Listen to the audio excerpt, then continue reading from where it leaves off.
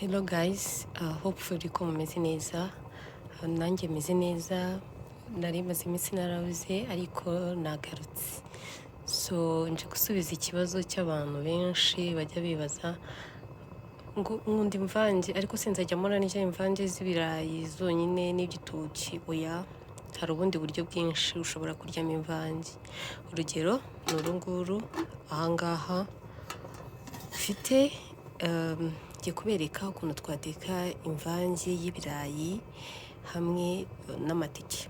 Twa duteke dutoya twese tujya tubona ku isoko, ariko tukibaza se twaturya gute, twaturya twonyine cyangwa twatuvanga n'ibindi bintu. Ahangaha rero zifite ari imvange y'ibirayi n'ari amateke matoya. Aha biracyari ku mbabura, muri kubibona ntabwo biratogota. So ngiye kuba mbiretse mbipfundikire bibe bitogota, turi gutunganya ibirungo, turagaruka turebera hamwe ukuntu twatekeye imvange y'ibirayi n'ibishyimbo ikaza iryoshye. Murakoze cyane. So ibirayi byacu murabibona ko biri gutogota. Ahangaha nari ngiye gushyiramo umunyu. Umva mfite icyizere ko biraza kuba biryoshye, muraza kuza dusangire. Muri kubibona biri gutogota cyane cyane rwose. Ahangaha twari tugiye gushyiramo ibishyimbo. Urabona ko ibirayi byacu bimeze nk'ibyahiye. Turi gushyiramo ibishyimbo, ubundi nyuma tugahita dukaranga ibirungo tugashyiramo. Niba ukunda ibishyimbo byinshi ushobora gushyiramo byinshi, ariko niba udakunda ibishyimbo byinshi mu mvange nta mpamvu yo gushyiramo ibishyimbo byinshi.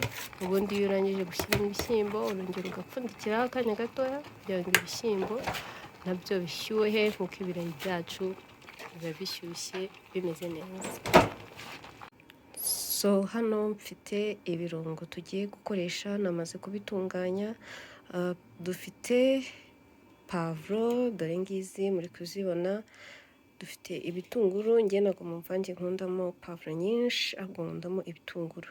Mfite ibitunguru by'amoko abiri, mfite bya bitunguru bakunda kwita iby'ibibabi, nkagira na bya bitunguru by'umutuku ari byo abantu benshi bakunda gukoresha, ariko ngiye kubera ko nkunda ibitunguru byinshi mu mvange nkoreshamo ibitunguru by'amoko abiri.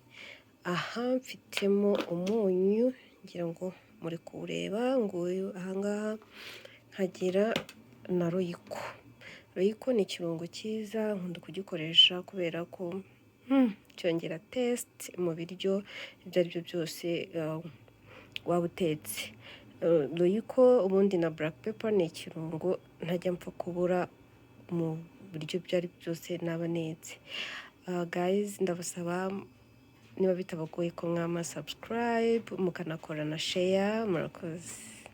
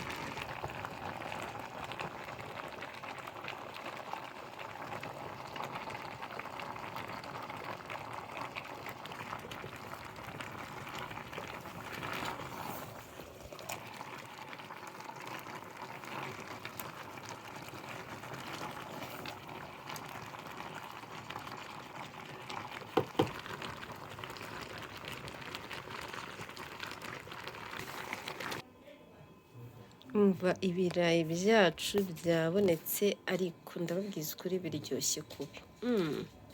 Muri kureba ariko ukuntu bimeze. Umva biraryoshye, birumutse. Umva biraryoshye, namwe muzabigerageze kandi rwose abeg mume subscribe kugira ngo nkomeze mbahe andi mavideo meza. Murakoze cyane, muryoherwe namwe, muzabigerageze, ndabizi muzabikunda.